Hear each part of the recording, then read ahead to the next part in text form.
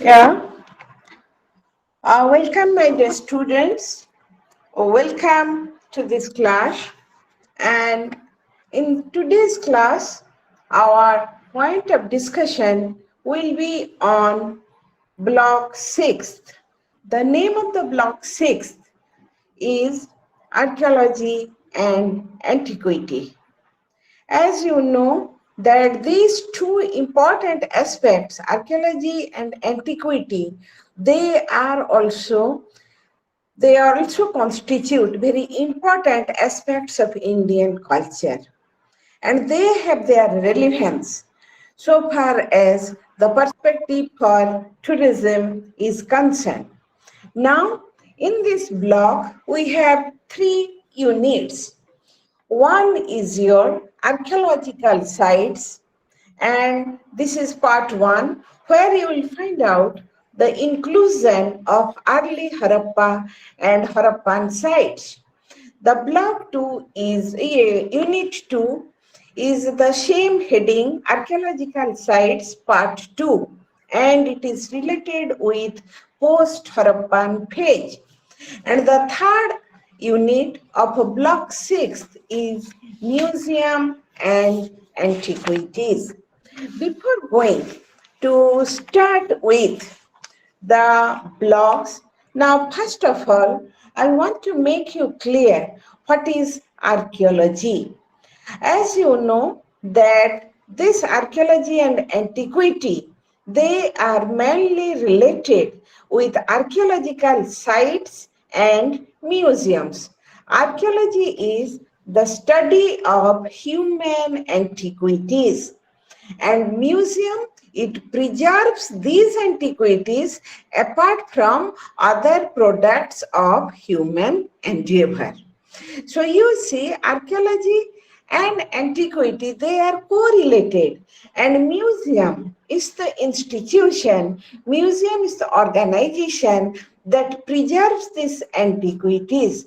There is a growing interest among both domestic as well as foreign tourists for knowing the past of our country. So the tourist may be of domestic or maybe of a foreign type. They are interested to know the history of the country. And when you are interested to know the history of the country, the archaeological findings in a large extent, the material remains of the past, such as pottery, houses, drainage, etc., of the population, they are found out in archaeological remains, and some are also preserved.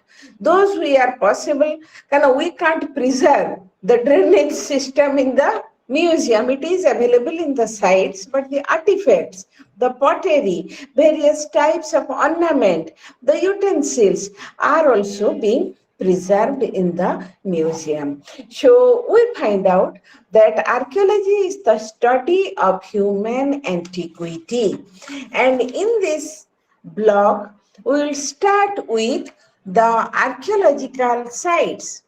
This is my 6th class, and in course of my lecture, while in the first class I was introducing you with Indian culture, and also in other blocks like your social structure, in fine arts, I have frequently referred to one civilization that is called Harappan culture or Indus Valley civilization. As I had pointed you earlier in course of my lecture, that this Harappan culture was the first proto-historic civilization of India, and it ranks, it was a contemporary year after the Nile Valley civilization in Egypt of Africa, Mesopotamian civilization of Central Asia, Harappan culture of India. It is also a civilization of remote antiquity.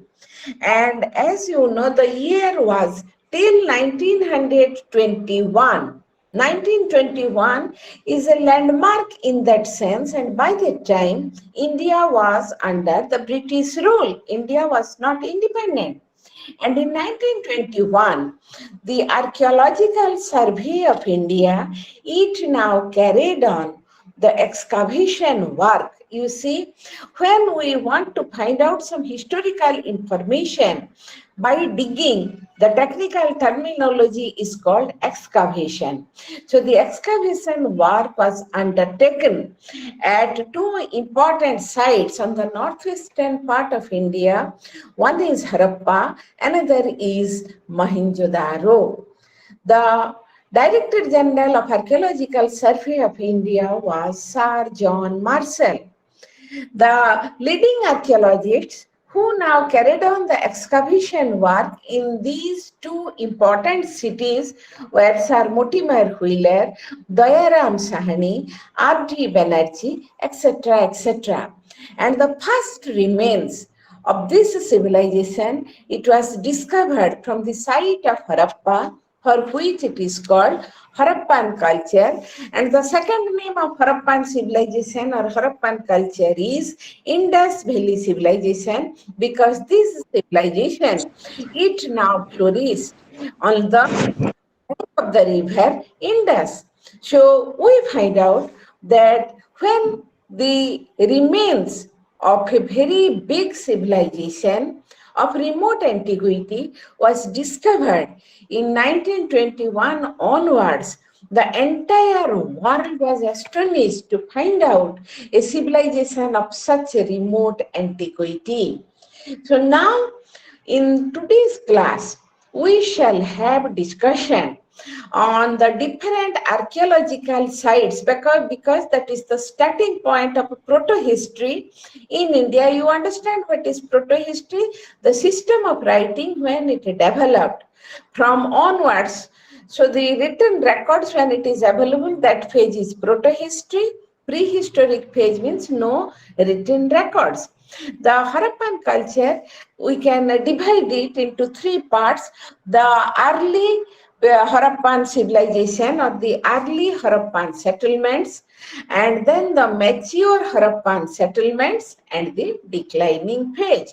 But we will focus our attention in, because it is related with archaeology, I am attaching more importance to this chapter, because in Vedic civilization there are literary sources, no archaeological sources. And in other chapters of ancient period of Indian history, you will find out architectural evidences, not archaeological evidences. But Harappan culture, early Harappan culture and mature Harappan culture, they now gives us the reference of a number of archaeological sites. So you can, what is an archaeological site? As I had told you earlier, that archaeology is the study of human antiquities. An archaeologist is one who is involved in such type of study. The person who is involved in such type of study, he is called an archaeologist. An archaeological site is a place where the remains of an old civilization exist, sometimes visibly or at times under the cover of the earth, and it needs a lot of careful digging, which in archaeological term is called excavation. After the excavation, the site reveals the existence of human settlements with houses, streets, potteries, tools, implements, sculpture, painting, writing, etc.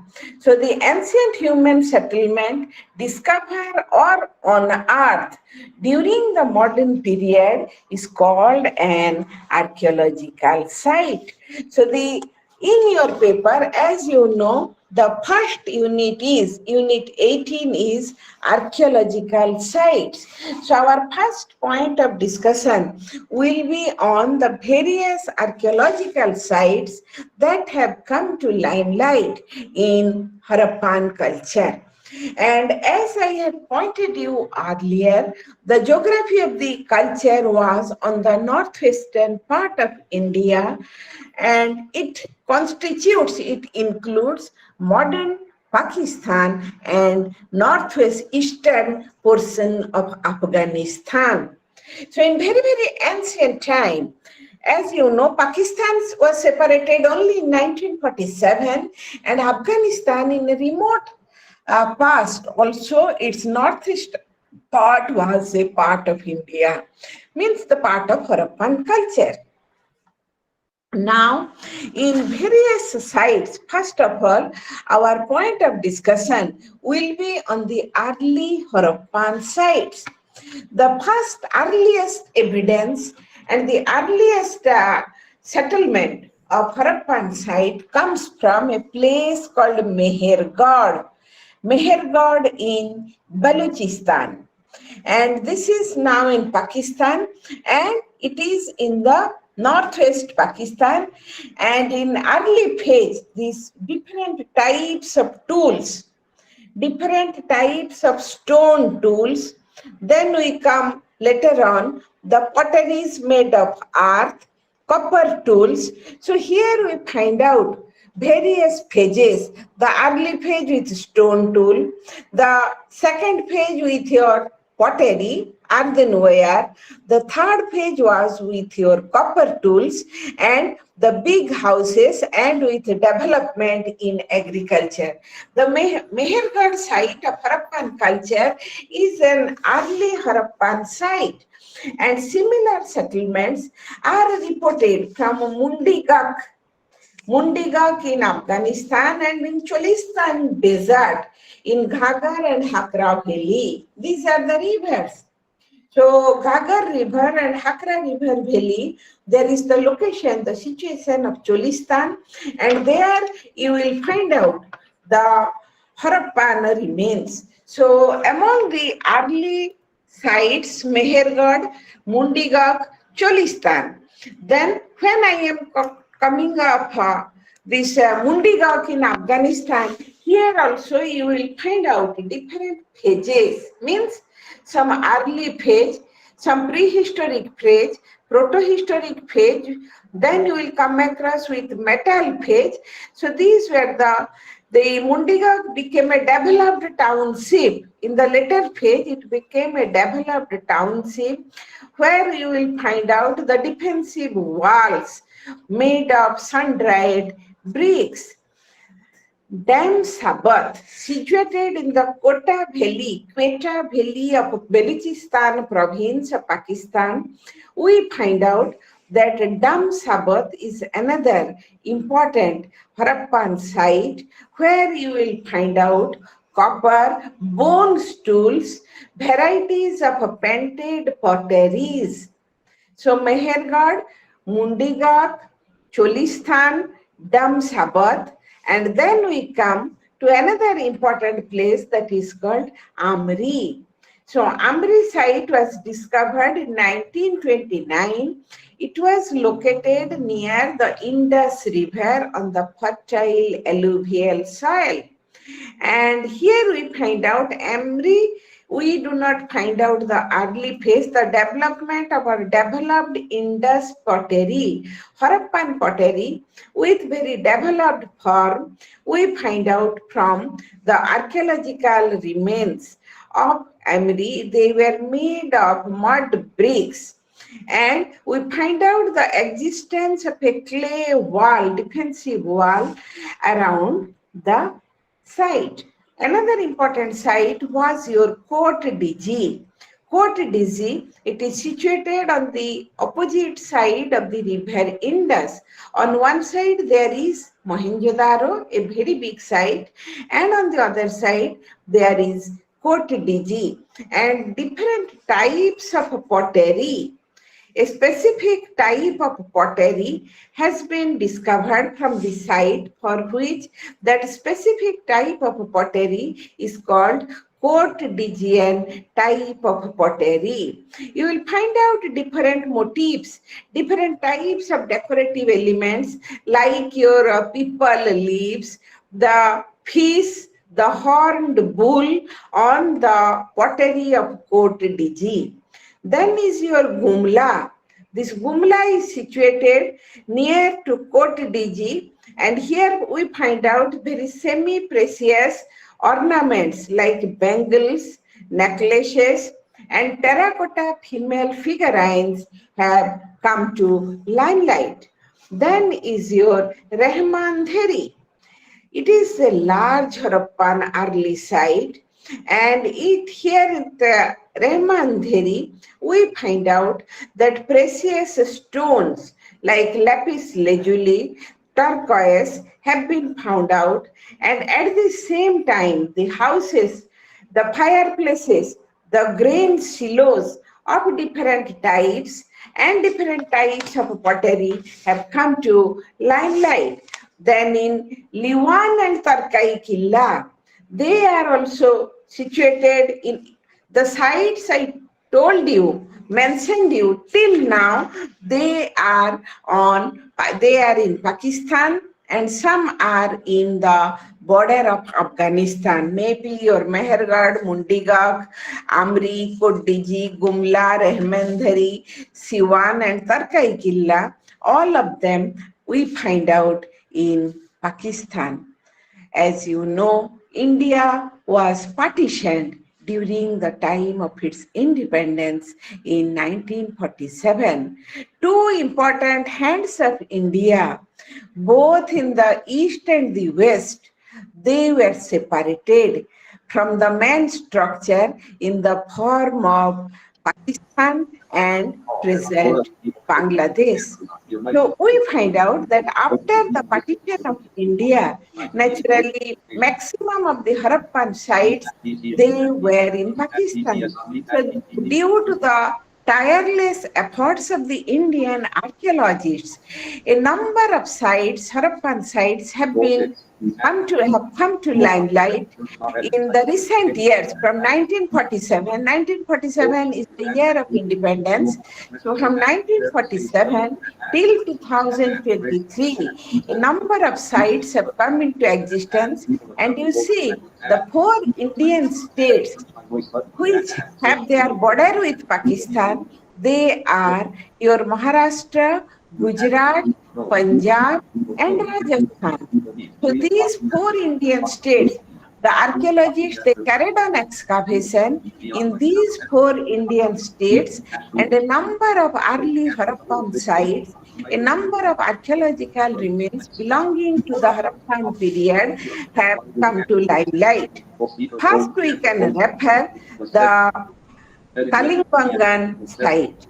So Kalingbangan site is situated in Rajasthan and it shows the evidences of both early Harappan and mature Harappan culture. So the township was fortified with thick walls, evidences of for the use of a plow for agricultural purposes are also being available here. Then another is your Banwali. It is in Haryana. It is in Hisar district of Haryana. Material objects found at the site. It comprises your pottery, terracotta bangles, terracotta human figurines, etc. Potteries were marked with different types of designs and motifs. Another site is your Kunal. Kunal is also situated in Haryana. Here we find out the presence of the houses made of mud bricks of standard size. Other early Harappan sites are Siswal, Balu, Sothi, Bara, and from all these Harappan sites, similar potteries are found as those of Kalingbangan. So my point of view, what I told you till now was to give you a brief idea about the early Harappan settlements. So these early Harappan settlements or the early Harappan culture had spread over a greater part of northwestern part of India, the greater part of Pakistan, and some parts of northeast Afghanistan. So you see, the culture, so far as the the geographical boundary or the geography of the culture is concerned, it was the geographical spread. It shows the extensive areas where Harappan civilization it flourished. The sites I mentioned you till now, they are to be included as early Harappan site. When a civilization, you see, there is the law of history. What is law of history? That any civilization, any culture which has its birth, the next step will be the stage of growth. Then we will enter into the stage of continuation, and then gradually you will reach the mature stage. And once you reach the mature stage, the topmost stage, what we can call the midday. Once the sun reaches the midday, naturally, after that, the ray of the sun, it becomes pale and pale day by day. You will be aware of the fact that afternoon has come, and then sunset will usher in. The growth, the origin, the growth, the continuity, the development of a civilization can also be presented in this way. The early Harappan sites, they had their origin, and gradually they now begin to grow, and then with their growth, they reach to a very important developed point, what is called as the mature Harappan site.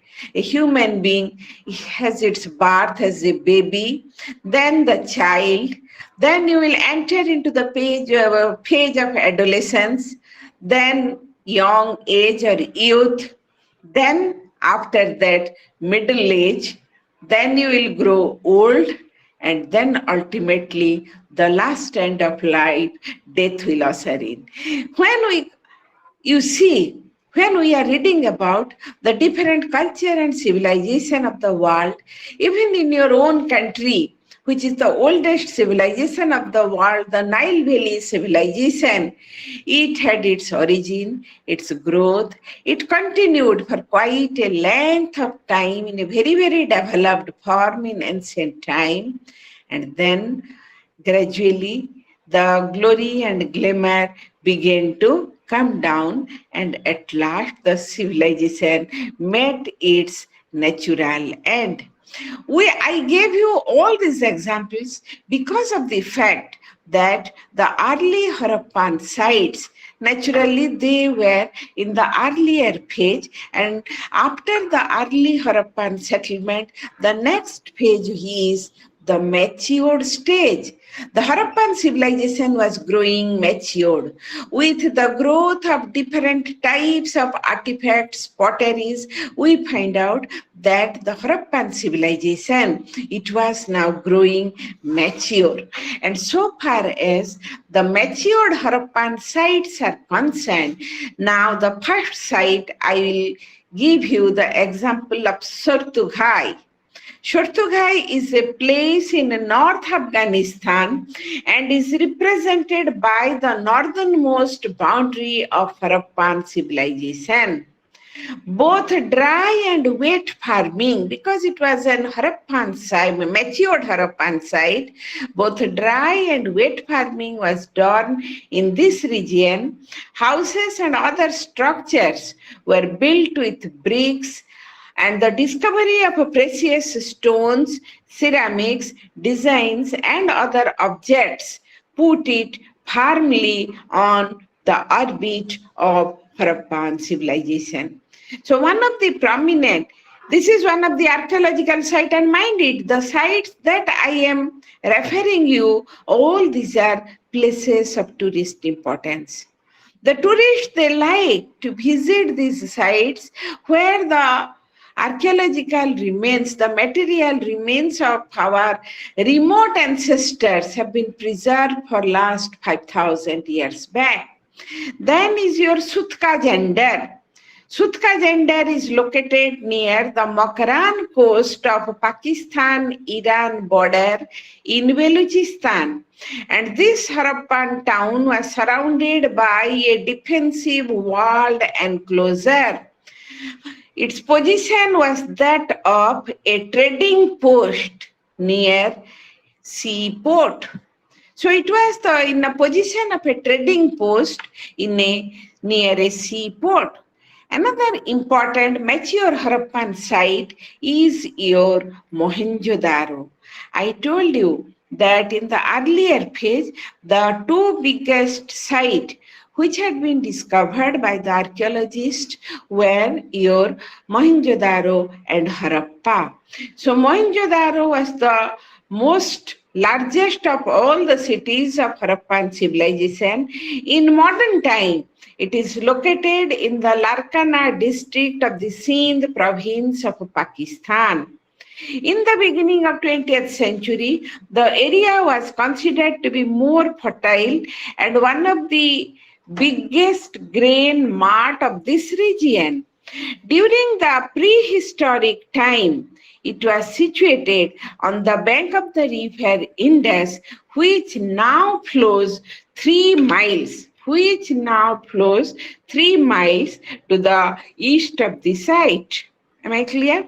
And this Harappan Mohenjo-daro was built according to a highly sophisticated planned concept.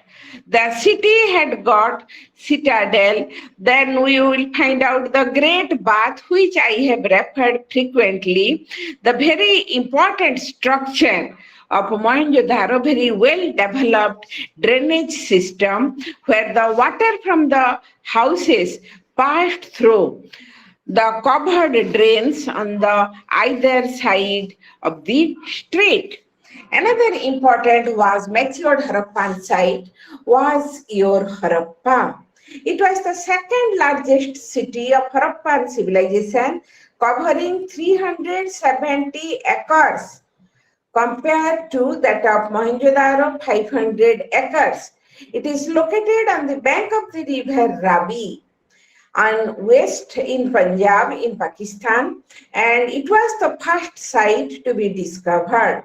And as I told you, the city has got a very important big public structure like a great granary, and here we find out the citadel also, and to the south of the very big platform for the threshing of the grain. Agriculture had already come into existence, so a very big circular platform made of bricks for threshing of grains.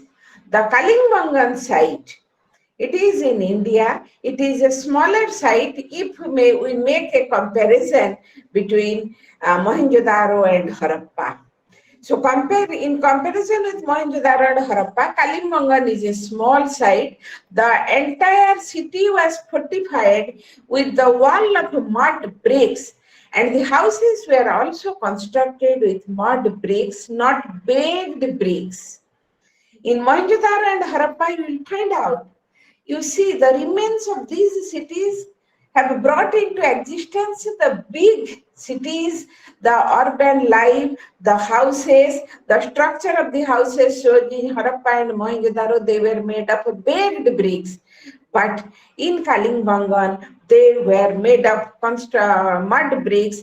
The construction was in poor quality and so far as its planning. So it was of poor quality from constructional standpoint. Significant aspect of this site is the discovery of fire altars with the remains of the animals in its ashes. The altar was made of burnt bricks and were situated on the top of 5 to or 6 differently sized mud bricks. So this is one of the meant for flight of steps. So steps were there also to climb up to the fire altar. Most probably, the archaeologists feel that the altar was used for religious purposes. Now we find out in your book, you will find out that This Kalibangan is extensively excavated Harappan site, and you will find out different types of pictures. The picture of the fire altar, the picture of the defensive walls in your book also. Another site was the site of Banwali. Banwali in the Hisar district of Haryana. This is also a matured Harappan site, and here we find out that its site did not have a regular drainage system. That means this was not a very developed site. Now coming to the another very important site which is situated in India is Lothal. I told you that why it is very important site, that this Harappan site is found in a rich wheat and cotton growing area of Gujarat. Gujarat is a state to which our Prime Minister Mr. Narendra Modi ji he belongs. And this state is very rich in producing wheat and cotton. It could have a play, and this Lothal is famous for its dockyard.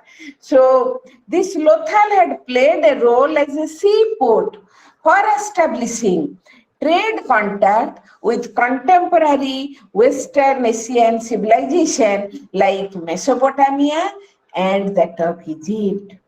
So Lothal is famous for its dockyard.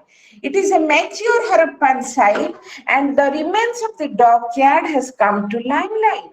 And it had played a great role of a seaport for establishing trade contact with contemporary West Asian civilization like Mesopotamian civilization and ancient Egyptian civilization. And we find out the entire city had a walled enclosure. Boundary wall was there covering the entire city. It had a rectangular design and it was made of burnt bricks. And what we find out, that a dockyard-like structure, as I pointed you earlier, it had been discovered here. So when you may tell me that, madam, what usefulness these archaeological remains will serve? We have our history, one paper in history, the development of science and technology in India.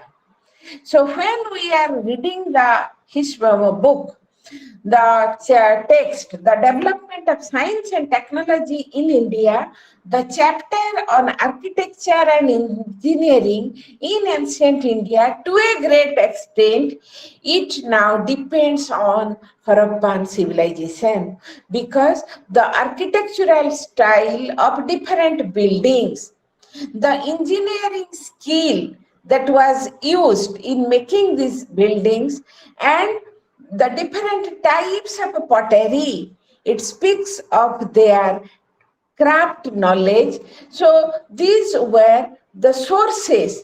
As you know, that history is a source oriented subject. You have to search for the genuine sources so that you can establish your view on a firm footing. When we are claiming that Indian culture is of remote antiquity, these early Harappan sites and the mature Harappan sites, which now I included in course of my lecture, are sufficient to strengthen my view that the archaeological sites also which serve as a place, sites of great interest for the tourists all over the world, within the country also, they are of very remote origin, and that testifies the technical knowledge, to what extent the ancient Indians, the creator of Harappan culture, they were technically sound.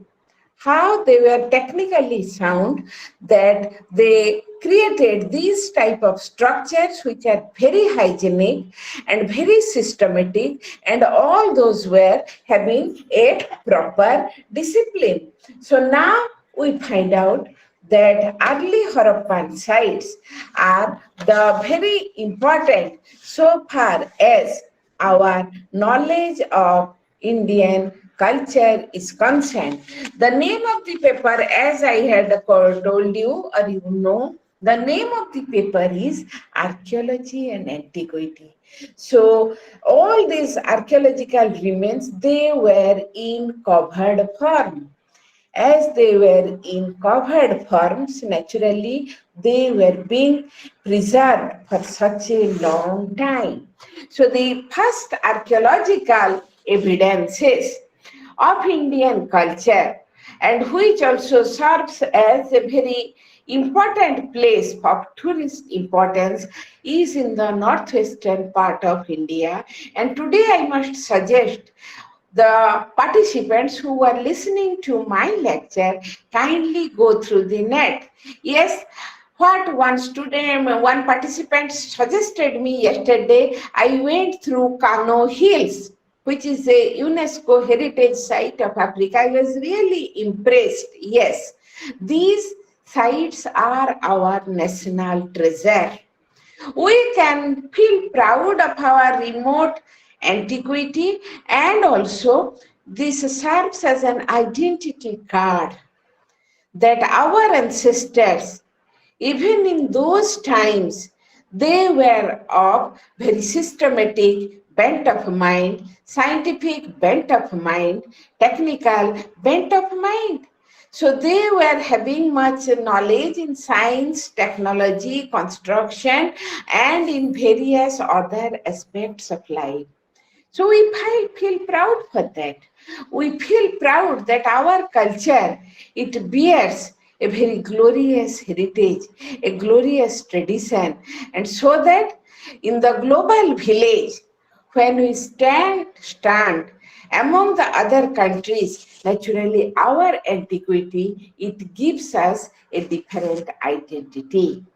Now let me come to the second unit of your course, that is the same archaeological sites, but it is the second part, the post-Harappan period, when I am when I am talking of the post-Harappan period. So now, as I had pointed you earlier, the second civilization was your Vedic civilization. But unfortunately, the Vedic people, the Vedic Aryans, the founder of the civilization are the Aryans. The Aryans, they did not like the splendor of city life like the Harappan people. So they now like to spend their time among in the midst of natural surrounding in nature. Therefore, as I mentioned earlier, their motto of life was simple living and high thinking. Living on the banks of the rivers, in a mud-thatched houses, they now contributed the greatest contribution to the humankind in the form of Vedas, the earliest exposition of human knowledge. So Vedas are the ancient scriptures of the world, and they are of so high intellectual standard that even today one cannot feel that how in those remote days the human ancestors, our forefathers, had that much of a wavelength, mental wavelength, they could have these type of intellectual productions. So Vedic civilization, we do not have any archaeological sites, archaeological remains. Rather, what we have for Vedic civilization, we have our literary sources. But after that, we find out River Ganga, if we broadly divide India into two parts, North India and South India, the Vedic civilization mainly flourished in North India. And in North India, you will find out the presence of a number of rivers, which the origin of those rivers are from the Himalayan mountain range. You must have heard about the great Himalayan mountain range, which is situated on the northern part of India. So these Himalayan rivers, the biggest one is Ganga, then Jamuna, Ganga, Jamuna, then your other rivers, Gandaki, Koshi. These are the bigger rivers, and mainly Ganga with its tributaries and distributaries, we find out different types of archaeological remains. And those archaeological remains are in form of pottery. So different types of pottery, and basing on their design, ochre colored pottery. So the pottery or the artifact, the earthen artifacts which are of ochre color, they are called ochre colored pottery. And depending on the soil, the painted gray ware and the black and the red ware pottery. So painted gray ware. So where the soil is gray in color, so the pottery will be gray in color, but they are painted. And there are black and red pottery also. So made of red earth, black earth, we find out there are black and red ware pottery, then northern black polished ware. So in the North India, we find out another type of black pottery, but they are so polished. Their surface is so polished, so smooth that it constitutes another division. Then these type of different types of potteries have come into existence then North India 3000 years ago. So different types of potteries belonging to different regions, they have now come into existence. So the early Gangetic Valley, we find out in the early Gangetic Valley, there were different types of settlements. So the different types of settlements in prehistoric period and in the proto-historic period. Harappan culture, it was mainly on the northwestern part of India. It did not have entered into the central Indian portion. Vedic civilization, it flourished mainly in the central India. But besides that, it was mastered by the Aryans and the non-Aryans. They had their also own settlement in various parts of northern India, and in those various parts also, the presence of this pottery, it now gives us the sufficient idea. As I told you, the ochre colored pottery. So the ochre colored pottery have been found out at Hastinapur.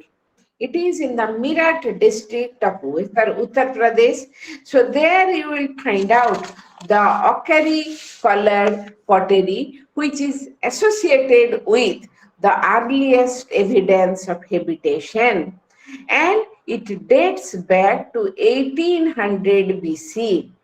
The pottery has been reported from several other sites like Bahadurbad, 8 miles to the west of Haridwar and Upper Gangetic Valley, Upper Ganges, and at Saipai in the Itwa district.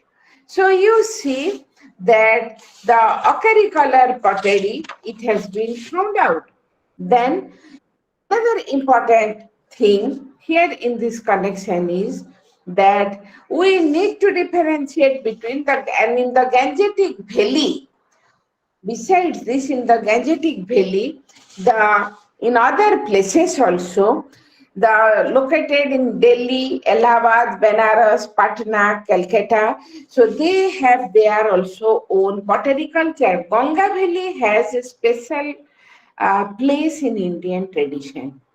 It was in this area the imperial dynasty of Mauryas and the Guptas, it had emerged.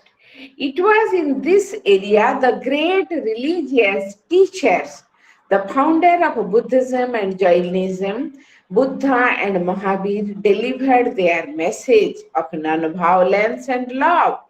So you see that Gangetic Valley, it had its own significance. The archaeology of Gangetic Valley is still not been properly excavated. To some extent, it has been excavated, but the larger areas are yet to come to limelight. In the post-Harappan period, we find out very limited evidence. Remains of many villages and towns have been found in this area. Villages of agriculturists dating back to second millennium before Christian era have been found out in places like Koldiwaha and Mohagar in the Prayagraj district on the bank of the river Belan. This very clearly indicates that these settlers were not the Vedic Aryans who came. So before that, before the arrival of the Vedic Aryans, the other settlers were there. And other evidences of agriculture has been found out in Atranjkhera, in the Itwa district, Chirand in the Saran district, Purani Killa in New Delhi.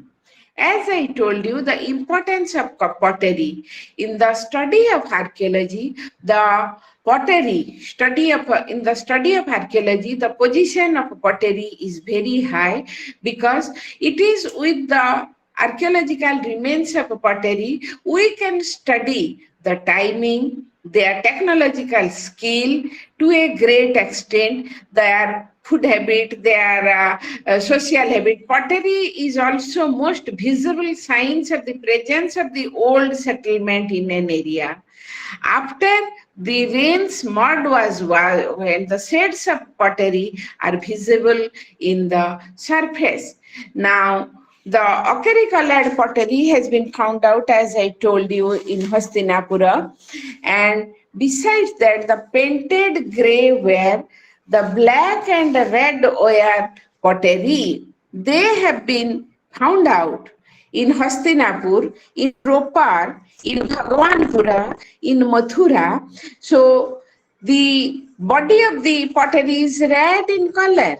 It has been found out that in the middle and lower Ganges Valley, these potteries were very popular. You see that when we are discussing about the pottery culture shows the antiquity. The pottery culture shows the antiquity of the settlement in that particular region. Suppose the northern black polished ware. The northern black polished ware, the first pan-Indian pottery. Pan-Indian pottery means all over India you will find out this type of pottery. It has been discovered in more than 1500 sites. In 1500 sites of India, we come across the presence of northern black polished ware. It has been included in Taxila. First, we find out in Taxila in Pakistan, then in Bengal, in Andhra. These are the names of the provinces from which the remains of the pottery have been discovered. And in the later phase of its use, it was associated with the use of coins, houses of broad bricks, and fortified settlements. It is called the pottery of the rich people.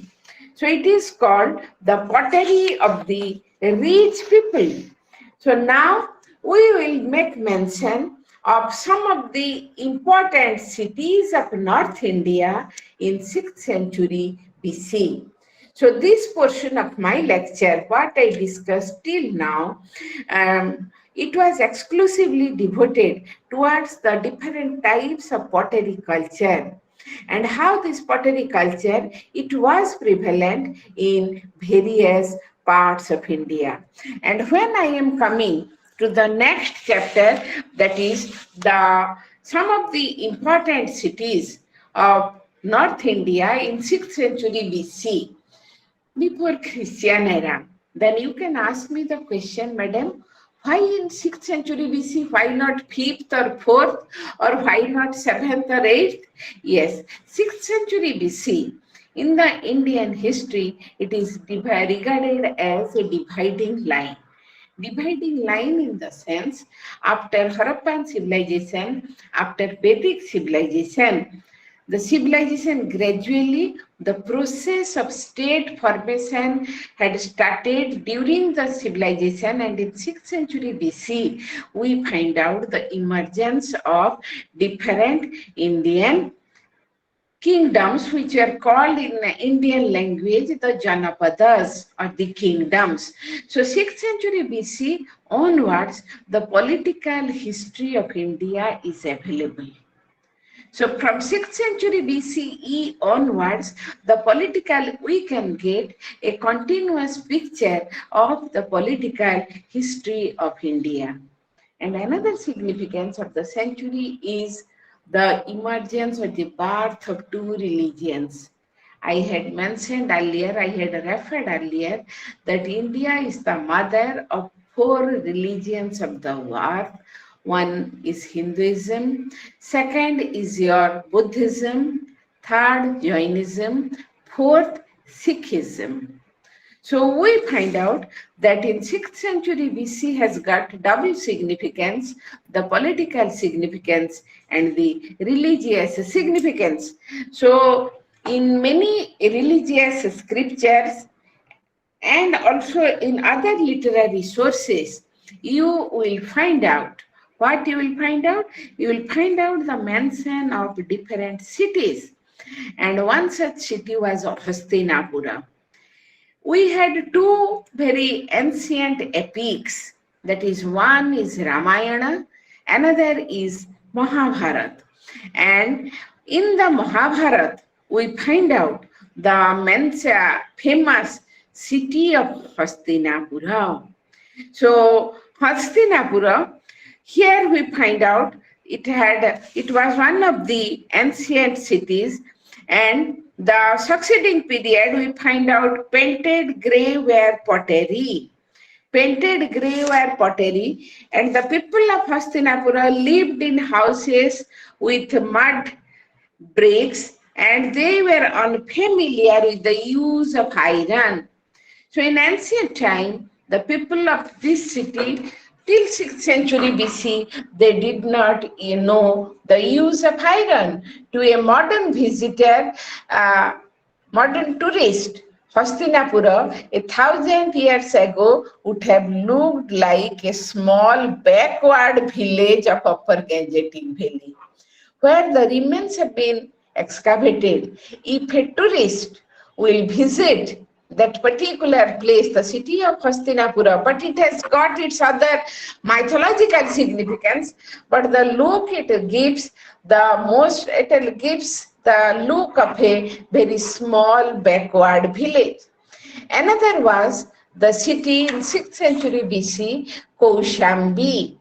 So Kaushambi had its reference, its modern name is Kosam, but in 6th century BC it was a very famous city, and in various literature, the Buddhist literature now tells that it was the favorite place of Buddha and his disciple Anand.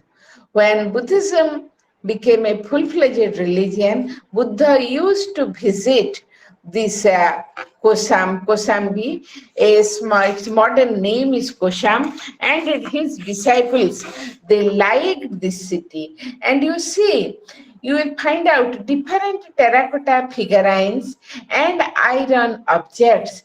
This has been excavated from the city of Kaushambi. So in 6th century BC, Hastinapura, Kaushambi, the third was your Rajghat. So it is in the city of Benares, have been excavated by the archaeologists. It is located on the northeastern outskirts of modern Benares. The place was first settled by a group of agriculturists, and by 6th century BC, it had evolved to a big settlement. And here we find out the defense of the city was protected. The defenses protected a space of 440 acres, and another 100 acres was outside for fortification. The city of Rajghat supported the monastic community of Sarnath, where Buddha preached his first sermon. The city was having its economic significance, and the city supported by the time Lord Buddha, where he preached his first sermon in a place called Sarnath.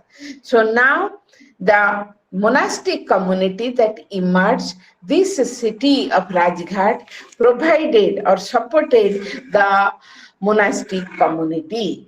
The another is the site of Rajgir. Rajgir in the southeast of Patna was the largest of all the historic cities. It was the capital of Magadha until it was superseded by Pataliputra. It was the previous capital, then Pataliputra became the capital. And Rajagriha is enclosed by a beautiful hilly valley. It is enclosed with a high wall guarding the hills which provided an excellent natural defense. Here we find out that a number of terracotta figurines have been excavated from it is an old city. You will find out the reference to this city of Rajgir. Its ancient name was Rajagriha. Its modern name is Rajgir. The city of Pataliputra. It is a very important city because it was the capital city of the two important dynasties.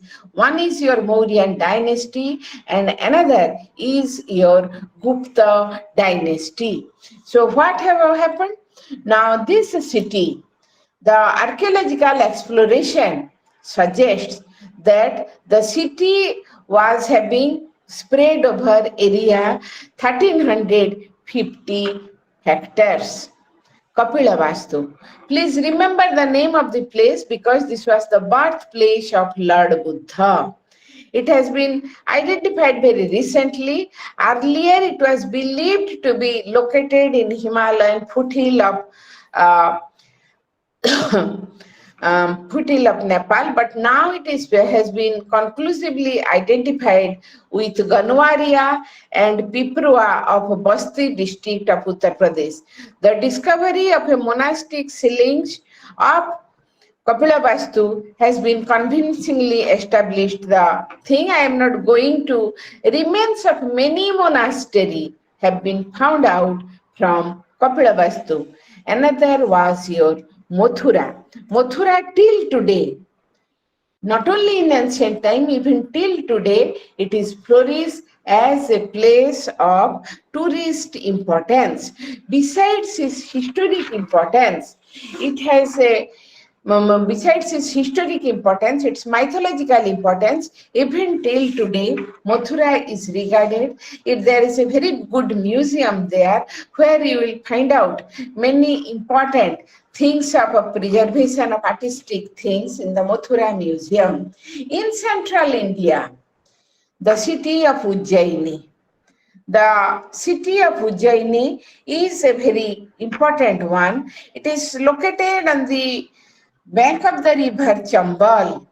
It is located on the bank of the river Chambal, and here we find out that the city, of course, has not been properly excavated, still awaits the archaeologists when they will excavate it, but a number of places, a number of iron objects, here we find out the presence of Iron Age culture. The presence of Iron Age culture in your Ujjaini. And in South India, in the state of Andhra Pradesh, Karnataka, Tamil Nadu, and Kerala, we find out the irrigation system. They were watered by the river water of Godavari, Krishna, Tungabhadra, Penneru, and Kaveri river system. So the farming communities Here we find out in post-Harappan period, the farming communities of Nagarjunikunda, Piklihal, Brahmagiri, Sangnakalu, Hallur, T. Narsingapur, etc., the presence of farmers. So we are talking of archaeological remains, not architectural evidences. Therefore, our focus will be on the ancient architectural remains that have come to limelight. So the farming communities, early farming communities, they flourished in various regions, the remains of which have come to limelight. Different kinds of pottery with different size and shape, they have enhanced our knowledge, and excavation have been conducted in places like Urayur, then Kaveri Pattanam, Korkai, Arikamadu, Amaravati, Nagarjunikunda. So this shows the presence of the urban culture, especially Amaravati and Nagarjunikunda have yielded ruins of large Buddhist monasteries.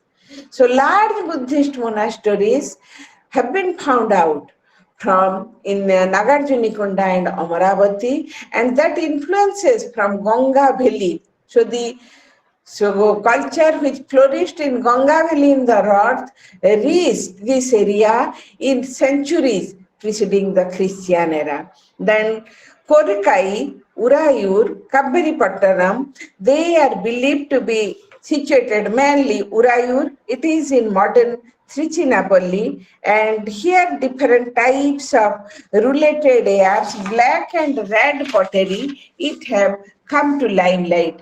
The things will be clear to you if you go through the pictorial representations. You can see it in the net, and also they are available in the book. The study material that will be provided to you, you can get a very good idea. Then we find out the city of Kaveripattanam was a port city, seaport capital of the Chola rulers. It is located on the mouth of the river Kaveri. Excavation have shown the presence of massive brick platform built on a natural sand, perhaps used for tying the boats. A water reservoir made of earthen bund with brick facade has been discovered. Korkai was the capital of the ancient Pandya dynasty. It has been identified with the modern village of Tamraparni river near Madras. These are all the early cities. Then Orikamadu, the site of Orikamadu in Pondicherry. Pondicherry is a very famous place for your spiritual place, have shown the presence of a Roman warehouse. It was a brick built commercial town, and it shows it was a trading station for the Roman traders. So the trading community from Rome, they used to come to India, and there the Orikamadu was the port city, and the finds of amphora by the Romans for exporting are especially interesting as it indicates that Indians had developed a taste for foreign wine. Amphora is a pot which is used by the Romans for exporting wine, that is peculiarly of Roman type, have been found out, and shows the Indians liked that amphora. A number of amphora, it has been excavated from the site. It indicates that Indians had developed a taste for foreign wine. The warehouse was used for working precious and semi-precious stones and were exporting it to Roman. Many Roman coins. So Rome in Italy, in Europe. So there was trade and commercial relationship in ancient time, Indo-Roman trade, the remains of which have been found out from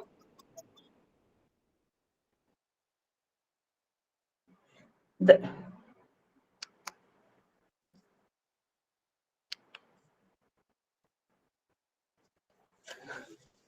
এটা আসছে না?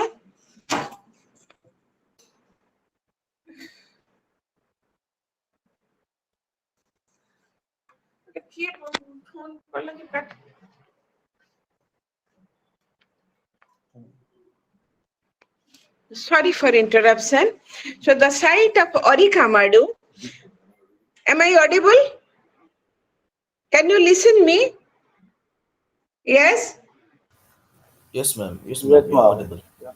Yeah, all right. So the site of Orikamadu, situated in Pondicherry, as I told you, it shows the presence of Indo-Roman trade and the presence of Roman influence. Along with it is also find out in other parts on the coastal belt, the spread of Buddhism was related to the expansion of trade network, which together created cities in South. But as I told you, I mentioned some of the important cities. So the second part of your unit 9, archaeological sites. So the places what I mentioned you earlier, these are the places related to the archaeological sites, different types of archaeological remains. The archaeological remains, reminiscences, they have been found out from these sites. And now the third part will be Unit 20. The Unit 20, it deals with the museums and the antiquity. So museums and antiquity. What is a museum? And you have heard about museum because museums today are an important source of tourist attraction. Objects and artifacts revealing the genesis of a country, its cultural expanse, the landmark of its industrial and technical development, etc., all has been preserved in the museum. As I told you, that the archaeological findings from Harappan culture, it may not be possible on the part of a tourist to visit all the sites, but at least the tourist can go to the museum. The tourist can go to the museum where at least some objects are preserved for the future generation they will see. So here we find out the museums are the places of preservation. So what they preserve?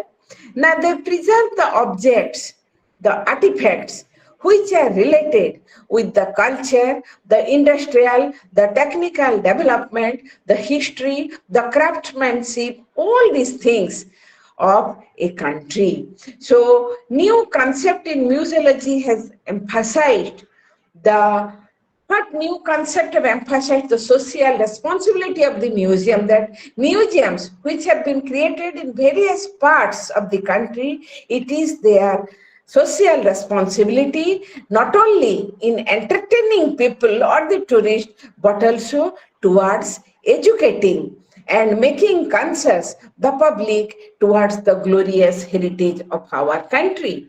So when we find out that since ancient times, museums were like other institutions. Museums were a part of the social life. Of course, they were not called as museums in modern terminology. In modern terminology, they are called as museums. But in ancient time, it was there. The institution for preserving things were there, but were in different forms. So the earliest coming to Europe, for example, in Europe, the earliest organized museum was established at Alexandria in Egypt. You must feel all proud that in Africa, in 3rd century BC, by Ptolemy Scotter, a ruler in Egypt, he had established one organized museum. But it was more like a university then a collection house of artifacts. It was a state-sponsored, supported institution and was a place for advanced studies, and it was functional for about 6 centuries when it was destroyed during civil disturbances. So you see in the Western world, as I told you, the earliest world civilization is the Egyptian civilization, very, very advanced civilization. The human life or the present human being, they first came into existence in the soil of Africa. So Africa is also, you must know the legacy of your country. Your country is no less. So when you are, as I am pointing you earlier, asked you yesterday that what are the places of tourist importance, you pointed me Kano Hills. So your country is the place. In Egypt, there was the first civilization of the world. The first museum, organized museum, was established at Alexandria in 3rd century BC, long back. So you see, in 14th century, of course, it was not a proper museum in true sense of the term, like preserving the historical objects. It was more in the form of advanced study. But still then we must appreciate, we must adore the concept or the idea of the ruler Ptolemy Soter, who had created this museum. Then for a long time, after it worked for 6 centuries, then we do not find out any museum. In 14th century, immediately after Renaissance or beginning of modern age in Europe, there was the revival in the museum culture. Again, when modern age ushered in, the modern Europeans, they became conscious towards museum culture, and 15th century, the term museum was established to describe the collection of the Medici family in Florence in Italy, and in Italy at the time of Lorenzo. You know that Medici family in Florence in Italy, they had played a long role in inaugurating the Renaissance. So here we find out the collections of the Medici family, they were first used, they were first preserved in museum. So the re-emergence of a museum as institution of human enlightenment, so it is associated with human intellect, human enlightenment, coincided with the vigorous developments in the field of art, science, and humanities. So Renaissance now gave a support.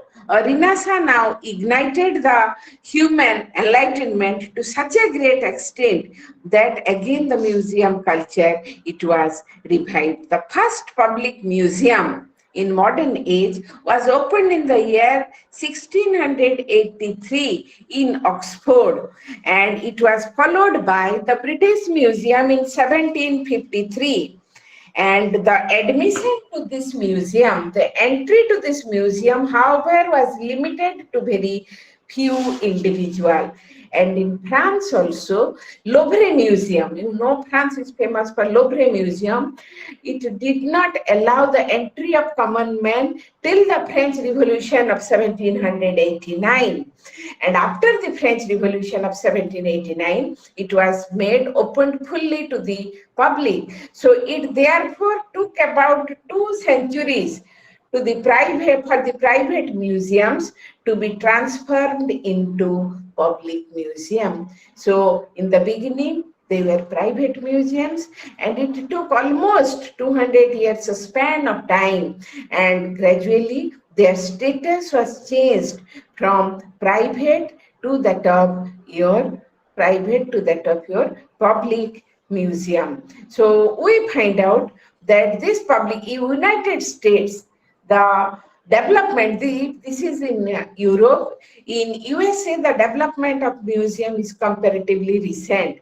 The museum, here we find out that the beginning, Charleston Library Society of Carolina was established 1773.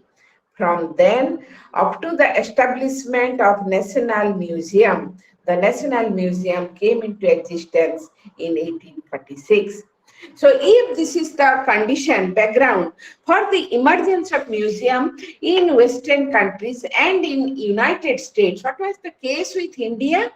So when we are going to look after the history of India, now in ancient time in India, various methods were evolved.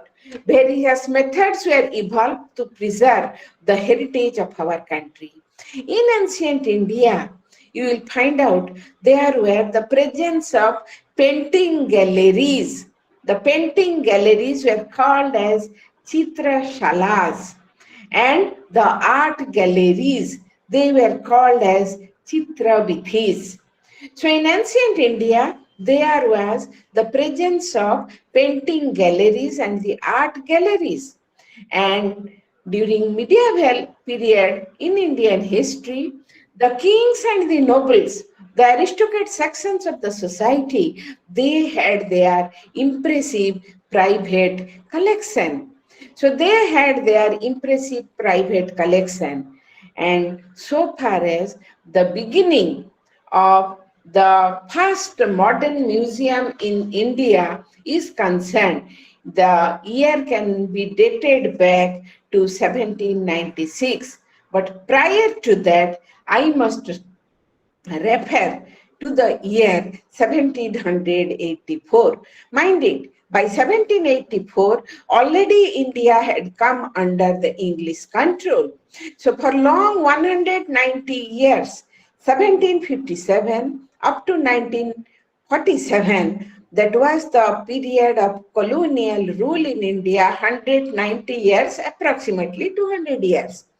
In 1784, I must tell you something or make reference to Orientalists. Who are the Orientalists? You know, the Asiatic countries are called Oriental countries. The European countries are called Occidental countries. When the modern Europeans after Renaissance, they now came to India, the purpose was trade and commerce. And various companies from various countries of England. First was your Portuguese East India Company from Portugal, the Danish East India Company from Denmark, Swedes East India Company from Sweden, the French East India Company from France, the English East India Company from England. You see, they are all giving the name East India because India is situated to the east of Europe. So they came and ultimately there was quarrel among the European powers. The English came out successful. That is separate issue.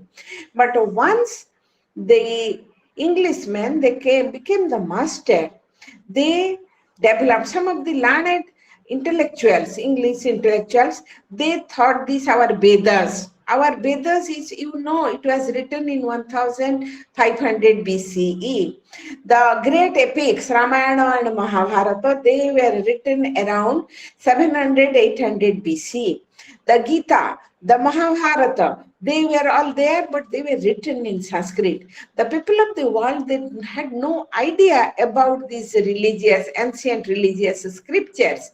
So now they developed interest in studying the Oriental literature. And among them, the Asiatic literature, because China in Asia has also a very remote heritage. India has a very remote heritage. So they are called the Orientalist group. And among them, the group who became more interested in studying the Indian culture, Indian past, they were called as Indologists. One such Indologist was Sir William Jones. He in 1784, by the time Kolkata being the capital, he now established the Asiatic Society of Bengal.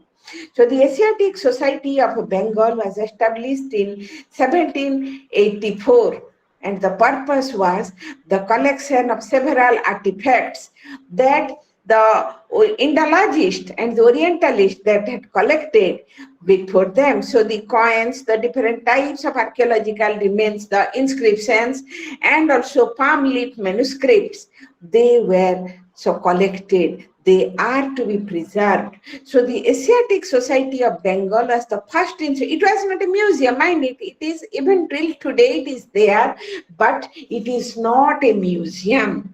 Asiatic Society of Bengal is not a museum, but it now made the Indians, the educated Indians, those who received Western education, English education, they realized the glorious heritage, the rich heritage of the country.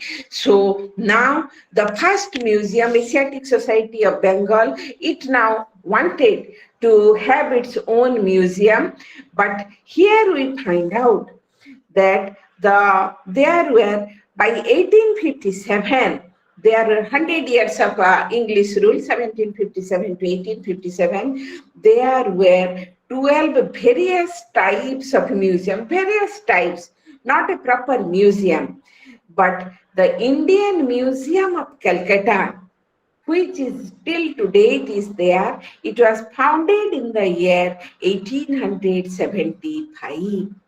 So the oldest museum, it is still today, it is there, it is in a functional form, 1875, and by 1936, the number of museums all over India was more than 100. The most of the development was of establishment of established National Museum was in Delhi. The second biggest museum was your Museum of Delhi in 1949. Another important museum was the Prince of Wales Museum in Bombay. To give you my own opinion, I have never visited any Harappan site, but the Harappan artifacts, they are preserved in the Mumbai Museum, Prince of Wales Museum, Mumbai. So if you go to a museum in Gujarat, where Harappan sites, and you will find out they are the Harappan artifacts. My point is this, that by 1995, the number of museums in India had been increased around 360, and by 2023, it is more than 400, nearing 500. The museums, as we know, there are the 4 phases of museum. Initially, they mainly served the function of storing the objects of artistic and scientific object things. So the objects which are associated with artistic and scientific interest, they were preserved. Where? They were preserved in the museum. In the second phase, in 18th and 19th century, many of the museums were taken over by the state, which turned into public institution, and effort was to project the glory of the newly industrialized nation. The third phase in the 20th century, museum assumed an educational role through the selection of objects, their arrangements, the exhibitions, by organizing exhibitions. The museums endeavored to educate the public about their history, about their culture, about their scientific and technical tradition, about their technological tradition. Recently, you will find out in recent years, with the beginning of mass tourism, as I told you that tourism from 1970s is gaining importance. The orientation of the museum have changed again. So again, the orientation of the museum has been changed. Again, they are more concerned with entertainment, tourism, and income generation, and their educational role has been set aside. Rather, they are in favor of generating more and more finances. Quite natural. We are now living in a material world. So the educational role for which the museums have their premier role, now it has been oriented to entertain the tourist, to show the tourist the legacy, the heritage of our country. They are organizing exhibitions.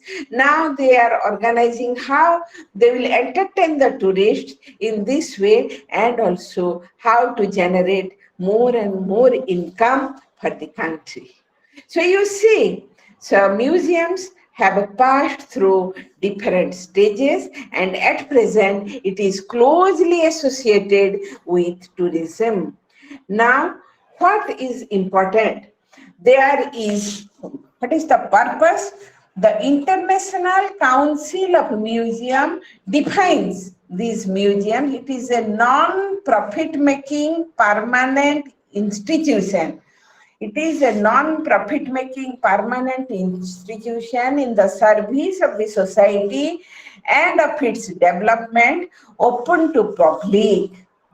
Apart from museum, other institutions, museums are for preserving the historical objects, the conservation institutes, exhibition galleries are permanently maintained by the museums. And here we find out the museums can be categorized on the following heads: receiving the control, grant and control, Central Museum. It is such as it is central government museum, it is under the control of the central government, the National Museum of Delhi. The State Museum, I must tell you that all the states of India have their state museum and they are situated in their capital. University, college and school museums. So universities, colleges, schools have their museums, and also there are private museums. So different rich persons have their private museums also till today. So now I want to tell you about the general museum. So first category, we can divide museum. First category of museum is the general museum. This museum possesses a very large number of objects, which includes sculptures of terracotta, bronze, as well as potteries, jewelries from the Harappan, Maurya and Gupta period, sculpture, manuscripts, paintings from medieval period, a collection of antiquities from Central Asia and America, a large collection of textile, jewelry, coins from different ages and different regions. Three big museums I told you in India. I told you these things are preserved in National Museum at New Delhi. The second is the Prince of Wales Museum, Bombay.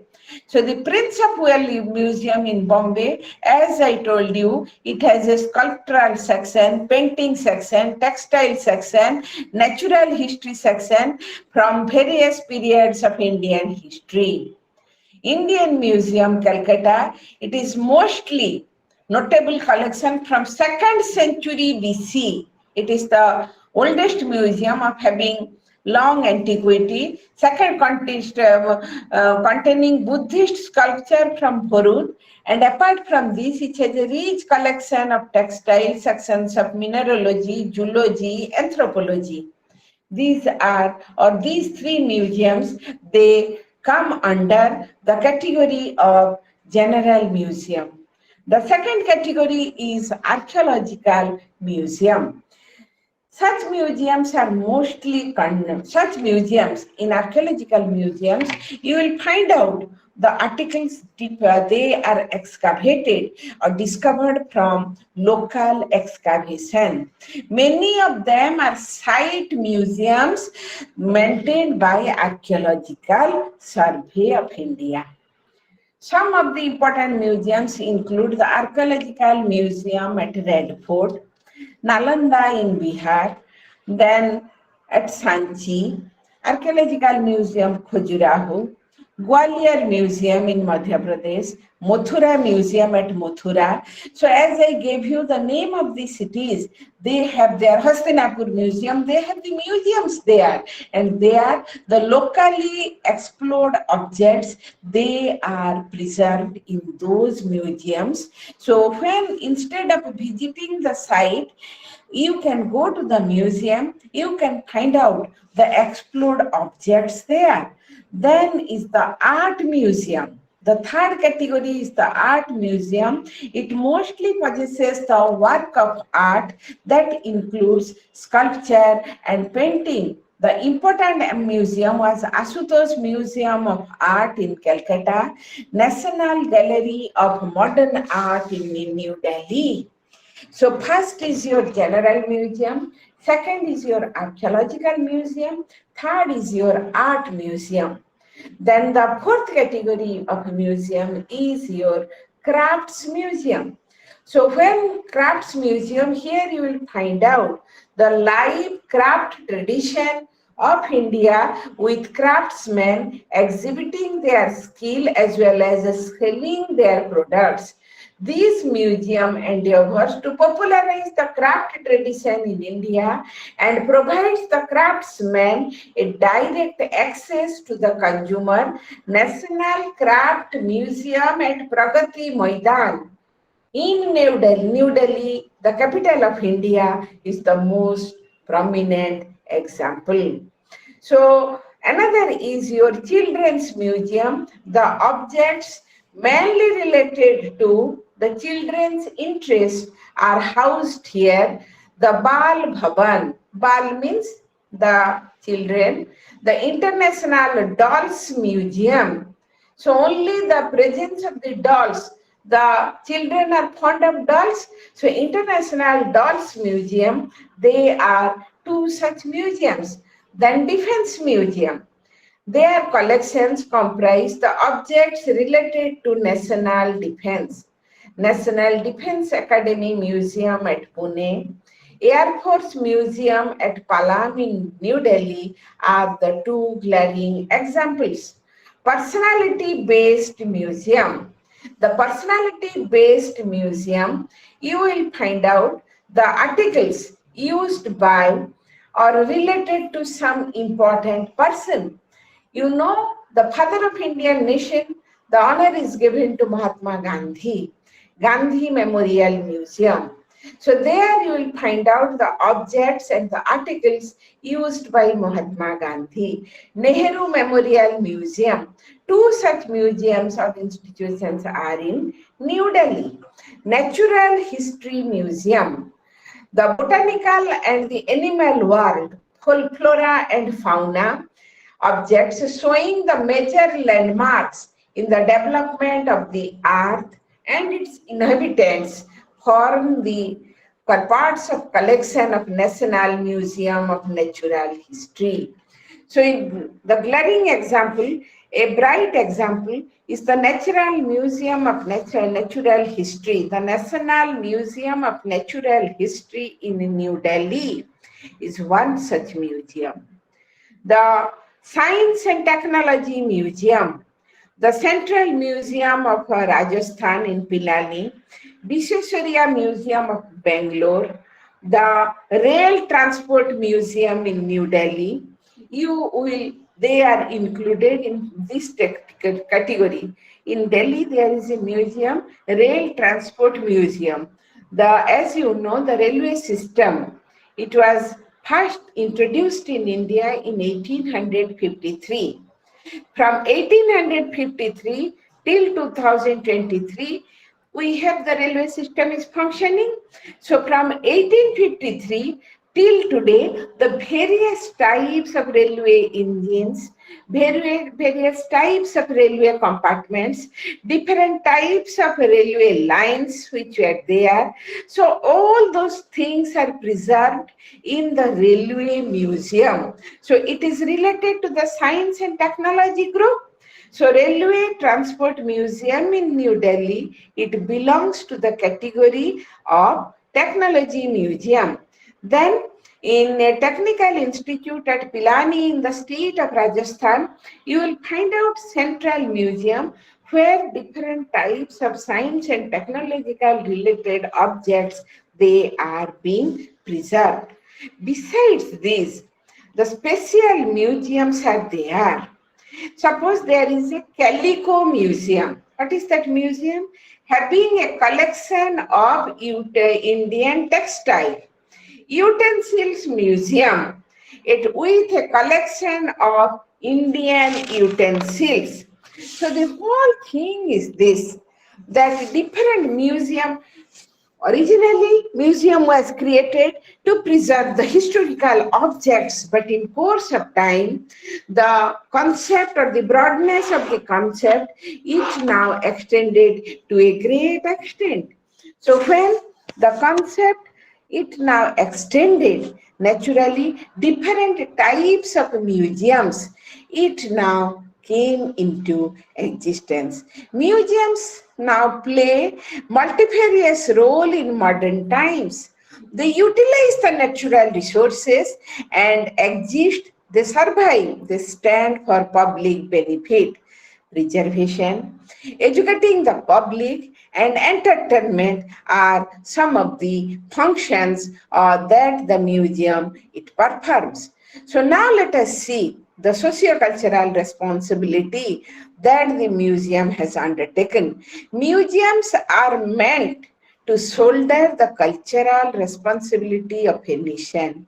They function as the custodian of natural, cultural, scientific, technological heritage of the people, of the inhabitants of a country. So, what is the function of the museum? The function as the custodian of natural heritage, cultural heritage, scientific heritage, and technical heritage of the people of the country. The material remains of the development of the earth and of the human society, the art and the crafts of a country, all these are preserved in the museum. In India, the Archaeological Survey of India in the center and the State Department of Archaeology in different states have the responsibility of excavation and preservation of historical sites both in urban as well as in rural areas. The Anthropological Survey of India, it collects and provides information about the tribal people of India and thereby contributing to the cultural enrichment of the country. So museum thus they testifies the composite cultural ethos of our country. And what is their collection? Their collection includes artifacts of various periods from various regions and make them a part of our common heritage, cultural heritage. And apart from this, the museums in various parts of the country, they organize exhibitions on theme of socio-religious significance. For example, Salarjung Museum. There is a museum and the Salarjung Museum, Hyderabad, it now holds various exhibitions on themes like Christianity and art, Islamic contribution on Indian art, Lord Krishna in Indian art. Such activities, such exhibitions, they now make the people aware of the cultural heritage of their own country. And also at the same time, these type of steps, it encourages the common man to visit their museums. The reason of museums existence is public. They exist for the benefit of the society and they are the medium of expression of the newly discovered sites, new cultural ethos. The ethical duty of a museum. What is the ethical duty and responsibility of a museum?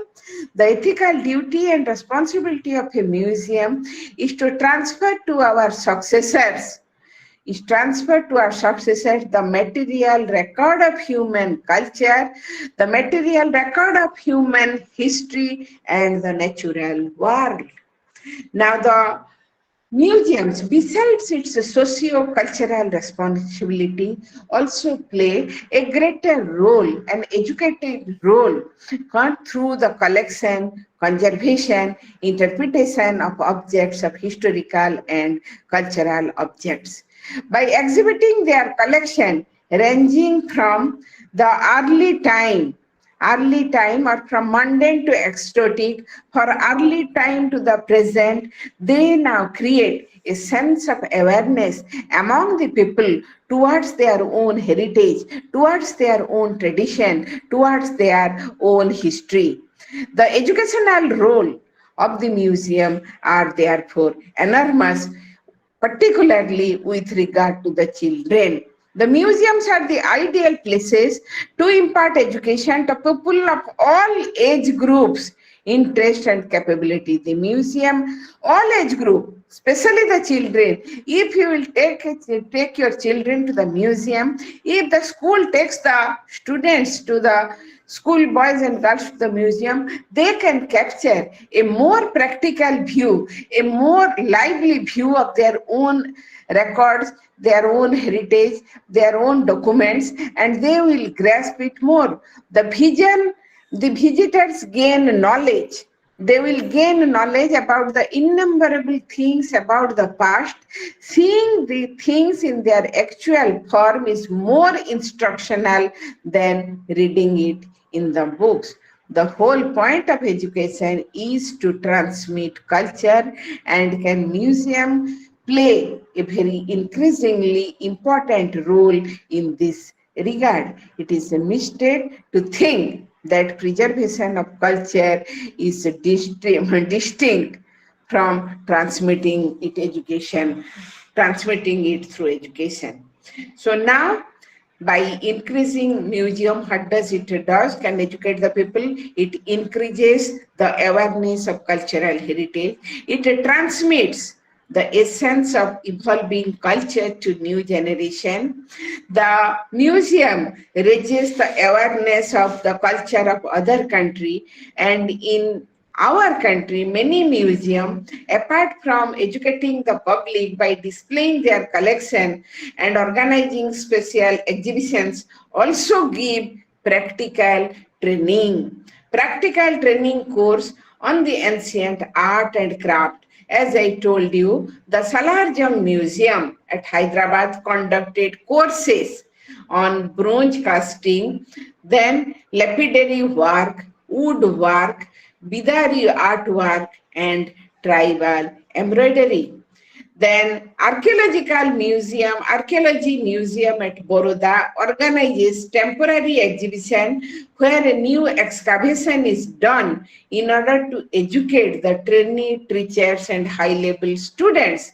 The Birla Industrial Technology Museum, Calcutta, Visvesvaraya Industrial Technology Museum, Bangalore, conducts short-term training courses for school teachers in science, technology, and museums. In Bal Bhavan, New Delhi, children are given instructions in art, painting, and dances. Now let us come to the last role of museum, entertainment. In modern period, another responsibility of museum is to entertain the public in domestic and foreign tourism. The exotism and the attractive arrangement of the museum objects facilitate it fascinates the visitors and also satisfy their urge for knowing their past. In case of domestic tourist, the domestic tourist gets interested when looking at the living rich tradition of the own country and also about the host cultures. In case of foreign tourists, the foreign tourists also get attracted towards the country. And thus we find out that museums, they now work as entertainment subject. They now work as entertainment, play a greater role in entertaining the tourists.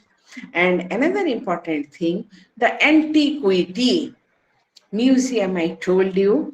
Then how another important thing, that the museum organization, it has its function, how it functions, it has its director, curator, museum educator, museum conservator, exhibition designer, collection manager.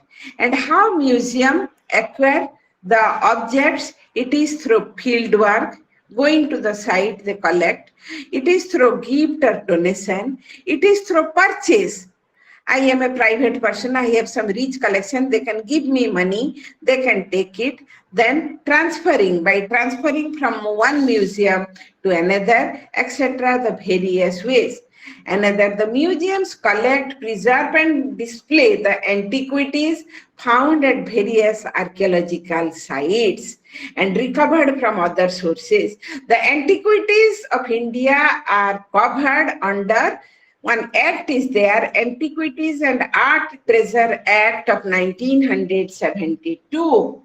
And under this act, Antiquity and Art Treasure Act of 1972, the following items are collected: the sculptural items, the painting items, other works of art and craftsmanship, illustrative of science, arts, crafts, religion, and other historical objects. So you see that this antiquity, things of remote antiquity, nearest antiquity, they are being collected. So museum, the promotion of tourism through museum is a very recent trend. So in the recent years, as tourism as an industry is gaining more and more importance, museums are also entrusted with the greater responsibility. So they are now being entrusted with the greater responsibility of discharging the duty, how to give or how to attract more and more tourists from domestic standpoint and also from foreign tourists, so that the culture, the heritage, the tradition of the country will be in a more extensive form. The people outside and people inside, people inside will be conscious, people outside definitely they will develop a very esteemed attitude towards the culture of our own country. You see, today I have already taken more of time, only 12 minutes are left, and I want to interact with you. As you know that the last few minutes I like to interact with you. You see, in today's class I gave you at least how the museum culture, you all feel proud that it started from Egypt in Africa. So Africa has got a number of rich tradition. It was the place where the first thinking man, modern man, it emerged from Africa. They had the first museum culture. Two important things you got from my lecture. So definitely, when you are reading about the archaeological sites and the museum and antiquity, this museum culture, we must salute the Africans that in 3rd century BCE, at Alexandria, the museum culture of the world, it first developed. A very remarkable achievement of that period. Anyhow, so I want to interact with you. I will be very happy if you can ask me some questions or any inquisitiveness is there within you by writing. Anything you want to interact?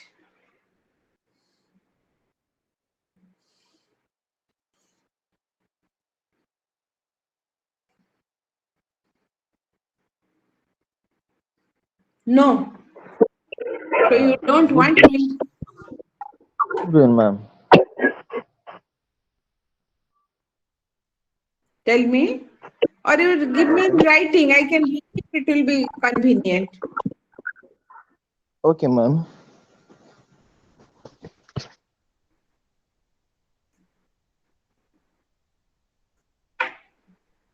Yes? Tell me.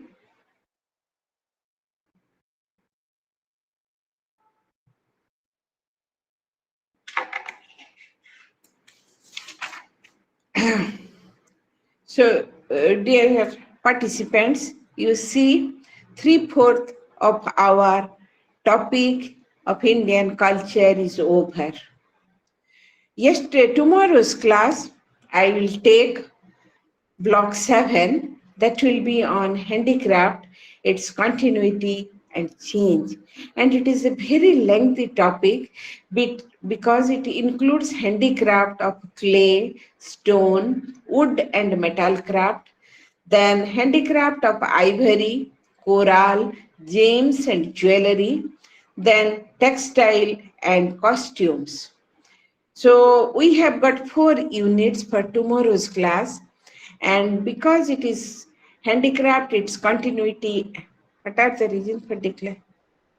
There are a number of reasons for the decline of civilization, Harappan culture. As you know, that Harappan culture, there are various opinions. The one opinion is the devastating flood, natural calamity.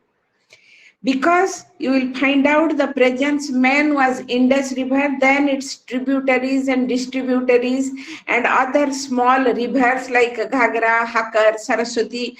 Now these rivers, they don't exist. So it was a very fertile alluvial plain where the civilization developed. And it is presumed that due to natural calamity, flood, devastating flood, because you will find out skeletons on, suppose, beyond the staircase, on the upside of the rooftop. That means when flood has come, definitely they have taken their shelter. This is one view. Another view is this, that a more advanced group, the Aryans, they now occupied their territory, and the Harappan people were the Indians, indigenous people. They could not stand out because, as you know, the Aryans, who are the creator of Vedic civilization, they were very intelligent in the sense they compiled Vedas. So they were intellectually far more rich. Most probably there is a conflict between the two, and they now migrated to the southern part of India. This is another view. And another view is this, that as you know, the river changed its course. Harappa and Mohenjo-daro, as I told you, Mohenjo-daro is now 3 miles away from the river. The course of the river, most probably it got changed. So various views are there. And last but not the least, as I pointed you earlier, the law of history. A thing which has its rise has its fall. The thing which has its birth has its decline, like a human being. So I will die definitely one day. So some, maybe due to old age, maybe due to disease, but I will die. So ultimate law of history, a thing which had its origin, nothing in this world is permanent. So as per the law of history, any civilization, all the civilization, ancient civilizations, they have met their natural death. But as a rational man, we must try to find out the causes. So either of natural calamity, or because of the invasion of the Aryans, or because of the less of change in the climatic condition, probably just like the declining stage of the product. Yes, you have got the point. Just like the declining stage of any product, the early phase, matured phase. A human being, when you become matured, then gradually starts the middle age. We become matured by middle age, and then we become old, and gradually we become older and older. Thank you. You liked my lecture. As you know, as I pointed you, that I am becoming very happy to give you this lecture. Talking of museums, yes, at least you got 2 points for your country, that for which you must feel proud. So I will take tomorrow's class for handicraft, and the last class on Monday will be on 2 units, one for 1 hour, for there are 21 active, yeah, very nice. 21 active museums, yes. We must make people, you make the people conscious. They must visit the museum. Once they will visit the museum, they will be conscious of their own heritage. The people in general, the educated people are conscious, but the common man, there is one in Lagos, yes. So, but the number is very less. Looking at the size of the continent, African continent, it is a big continent, but the number is very less. As I pointed you, in a country like India, we have now nearing 500 museums. So if I make a comparative study with your the number is less. More and more are to spring up. I wish that in coming 50 years, at least there must be 50 museums. Museums are the almost like educational institutions where the public also will be conscious of their heritage, of their tradition, of their legacy. As I told you, in Nigeria, you see, it takes time. It is not a sudden process. It is not a sudden process. It takes time. And we have to wait for that. So as what you have seen the Indians today, when I was a student 40 years back, that was not the case. But gradually, we are becoming more and more modern, more and more advanced in our outlook. So we must try to make our surrounding, our public, it is also our responsibility. It is your responsibility. You are an educated fellow. So the people who are coming in contact with you, your acquaintances, the known persons with you, your friend circle, you make them conscious at least in your level to what extent it is possible. We must try to make them conscious. And once the public become conscious, and it takes a lot of time. It is not a very quick process. It takes a lot of time, and we find out that once you will take interest, the others naturally they will also be inspired. Museum, tourism, these are all modern concepts, and you must place before them that you see that in 3rd century BC, Alexandria had established. In Alexandria, you'll find out the concept of museum. The first civilization, it started that hieroglyphic writing, it is all in Africa.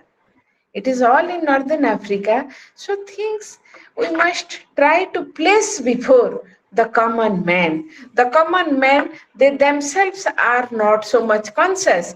As you know, who first gave to the people of the world the idea or the notion of Egyptian civilization? It is Napoleon Bonaparte. So in his Egyptian campaign in 1799, when he went to Egypt, he now came across that roll of a papyrus. He now brought it, and when it was read out, then people of the world, by the time modern age had already started in Europe, they came to know about Egyptian civilization. So the Rosetta Stone, yes, he now found out that Rosetta Stone, which is preserved, till now it is preserved in British Museum. Then the archaeologists, the researchers, they went and excavating the ruins of the great tombs, the pyramids, it came into the people of the world, they came to know about the civilization. So we must take the initiative, and the youngsters like you must come forward to play a vibrant role to make people conscious toward their own heritage, and also to make them interested towards tourism. Once they know the history of their own country, it's a gradual, but at least the domestic tourism should be in a place. So at least one person must come forward, and if you will do something, the others may follow it. I am not taking you that you will be a great leader like that, but in the individual level, if you will do something, the others, your friend circle they will be encouraged, and they will come forward to help you. Anyhow, let us hope for a bright future of tourism, the museum culture in your country. And I hope today you must have enjoyed my class this much for today's class. Again, good afternoon to you all. Tomorrow, sharply at 3, I will start the class. This much for this class. Thank you all. Yes. Okay.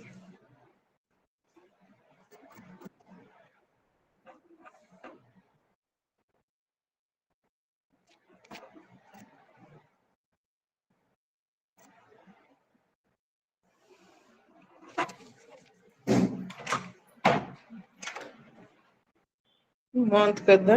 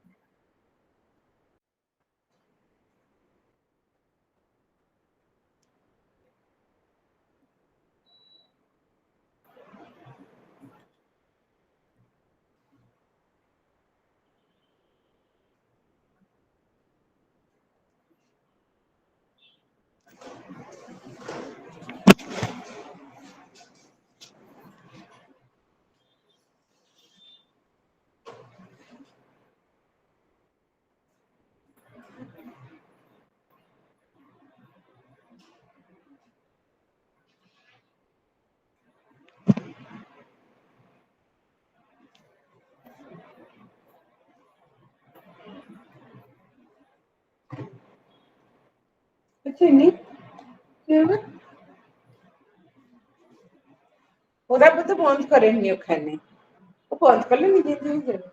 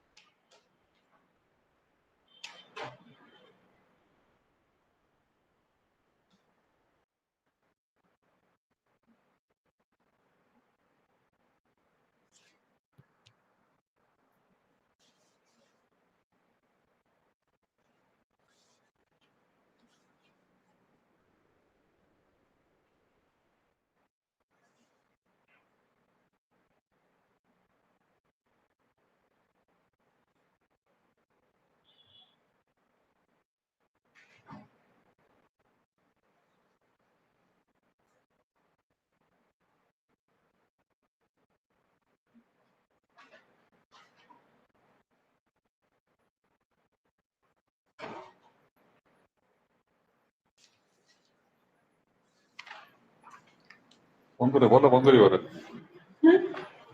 Phone করে বলো যে বন্ধ করি দেখো কেমন জানলে বন্ধ হয়নি বলো এই দেখে গ্রিনটা চলছে এখানে উপরটা অন আছে